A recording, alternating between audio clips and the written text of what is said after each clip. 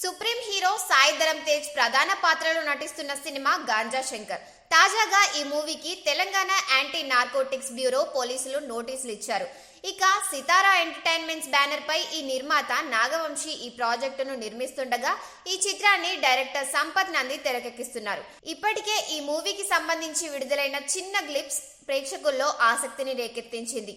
Virupaksha super hit తరువాత తేజ నటిస్తున్న cinema ఇదే కావడంతో మూవీపై మరింత క్యూరియాసిటీ నెలకొంది. గతంలో విడుదలైన తేజ్ ప్రీ లుక్ చూస్తే ఇందులో కొత్త లుక్ లో కనిపించనున్నట్లు తెలుస్తోంది.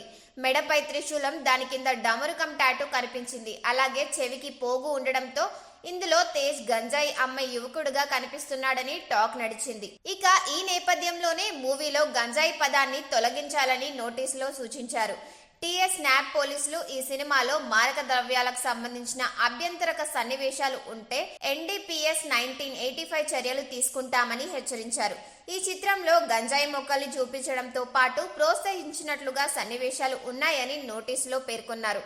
అలాగే సినిమా టైటిల్ విద్యార్థులు, యువతపై ప్రభావం చూపుతుందని హెచ్చరించారు. మారక ద్రవ్యాల వినియోగాన్ని సాధారణంగా ఉన్నట్లుగా ఈ సినిమాలో సన్నివేశాలు ఉంటే వాటిని వెంటనే తొలగించాలని, గంజాయి సన్నివేశాలు, డైలాగులు లేకుండా చూడాలని నోటీసులో పేర్కొన్నారు టీఎస్ న్యాబ్ పోలీసులు. ఇదిలా ఉంటే గత ఏడాది 2 చిత్రాల్లో కనిపించారు తేజ్. అందులో విరూపాక్ష సూపర్ హిట్ అయింది. యాక్సిడెంట్ తర్వాత చాలా కాలానికి ఈ మూవీతో సాలిడ్ కంబ్యాక్ ఇచ్చారు తేజ్. ఇందులో సంయుక్త మీనన్ నటించింది. ఇక ఆ తర్వాత తన మేనమామ పవర్ స్టార్ పవన్ కళ్యాణ్ తో కలిసి బ్రో సినిమాలో నటించారు. ఇక ఈ మూవీ మిక్స్డ్ టాక్ సొంతం చేసుకుంది.